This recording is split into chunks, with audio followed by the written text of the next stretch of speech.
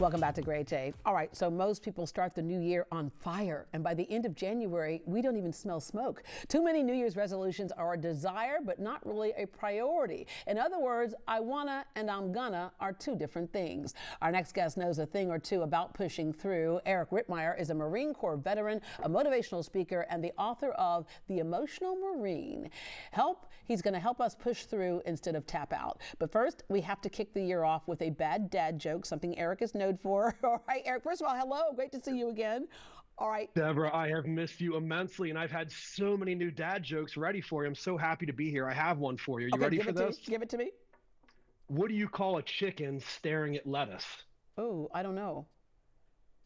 Chicken Caesar salad. You got it? Like Caesar salad? Oh, chicken Caesar salad. Okay, I have a bad mom joke for you. I told my suitcase that there would be no vacation this year, and now I'm stuck with a lot of emotional baggage.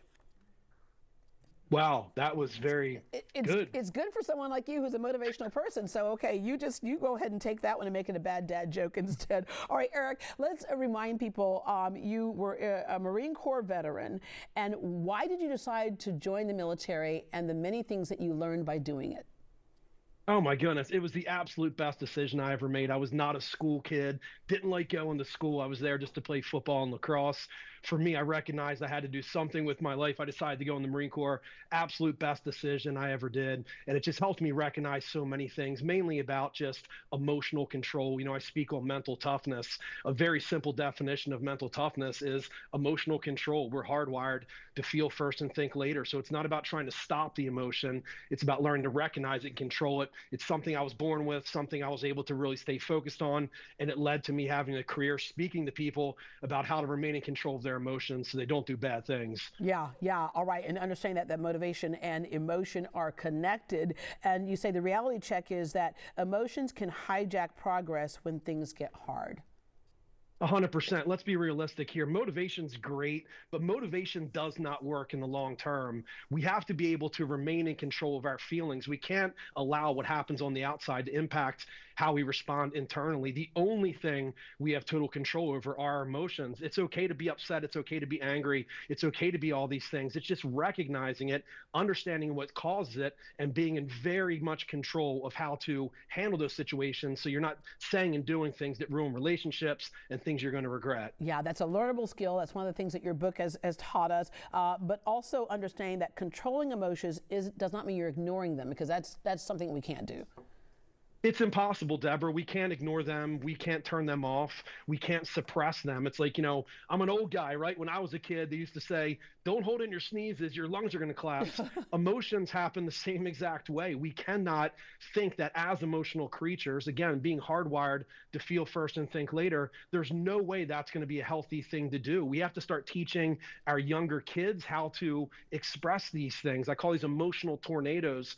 Understand what's causing these feelings and helping them to recognize, hey, don't try to turn it off. Just learn to understand what's causing it. That's the secret. Yeah. And then understand what you can control, because so many times people say, but if you can't control that, and I always say, you got to look at things from the inside out, not the outside in, because if you're thermostatic and someone else does something to you, it throws you completely off track. But if you own it yourself, you're in control of that destiny. But it's said so many times, you got to focus on what you can control. Too much energy is put on what you can't.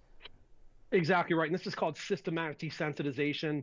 Two of the biggest words in my vocabulary. I have no idea what they mean. But systematically, we desensitize ourselves to things that we know are going to cause us emotional distress.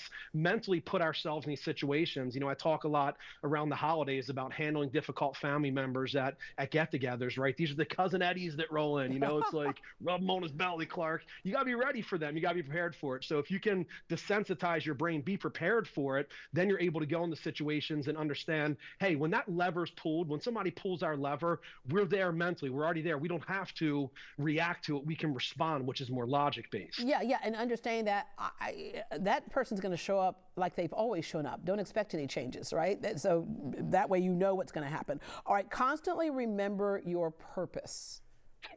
This is so important as it relates to New Year's resolutions, any goals we have. Unfortunately, we set these goals, we rely on motivation. Motivation comes and goes. We have to have a strong, emotionally charged why. What is it that gets us out of bed? What is it that really drives us? So when the going gets tough, we don't have to rely on some words that we put in the back of our brain. We're able to actually go to something that we know means everything to us, that thing that just charges us, that we're willing to do anything for. Understand your why, have an emotionally charged why, so when the going gets tough, doesn't matter. Yeah, yeah. All right. Also, celebrating those small wins. I have a friend who she's like, this is the year. I'm going to do it. I'm going to lose weight. So she's been to the gym 6 days in a row, and she goes, I haven't lost a single pound. The celebrate win here is the fact that you showed up at the gym. 100%. And the other thing we have to recognize too, Deborah, we can't just jump into these New Year's resolutions and expect to go from 0 to 100 miles an hour. That's not long-term sustainable. What does work, what I found, it's the 80-20 rule, right? Everything in moderation. 80% of the time, do it right. 20% of the time, do what you got to do, but you're going to set yourself up for failure if you're thinking that just because the calendar turns, that you're going to turn into some kind of crazy exercise person eating 500 calories a day. That's destined for failure. Yeah, yeah. And then act first, feel later. Yes, this is key. And this is the thing, again, as emotional creatures, we have to be able to remain in control of that emotion. We have to be able to take charge of it and direct it in a positive manner and understand that downfalls are okay. Getting upset's okay. Getting derailed is okay. It's how we get back up and how we jump back in the saddle that's most important. Yeah, use visualization. I, like back in the day, used to act what my career was going to be. I'd sit there in the mirror and I'd pretend that I was that person. And then one day I became that person. This is called reticular activating system, right? This is a bundle of neurons that sits on the stem of our brain. Its job is to filter out information we're looking for. So if I was to say, Deborah, ever seen a red Cadillac Escalade? You say, nope, never saw one. You walk outside, you see 5 of them. Our brain finds the things we're searching for. If we're able to focus on the things that we want in our life, our brain then searches for ways to make it happen. It's not the secret of just think about it and it happens, but when you think about something enough, you create the actions that lead to the results. That's what's most important. Had no idea I was ventriculating something. Okay. I can only say it one time, then I forget. I already had systematic desensitization. Reticular activating system's too much for my vocabulary, Deborah. Can't do it. All right. What are your other tips? Is break big goals into smaller goals. Yeah, this is about understanding that as you achieve things, as they come across, you're able to take that win, right? So you're not saying, hey, I want to lose 82 pounds by the end of the month. Break it down. Do what you got to do. Dieting's the same exact way. You have to be extremely realistic. If you're able to see these little accomplishments, it gives you that fuel. It gives you that motivation, which is very short-lived, to get to the next day. It doesn't have to be huge goals all the time. The little short bites are good too. Yeah, and of course, repeat affirmations daily. And one of the other big ones is surround yourself with motivated people. They may not be doing what you're doing, but they support you in what you need to do.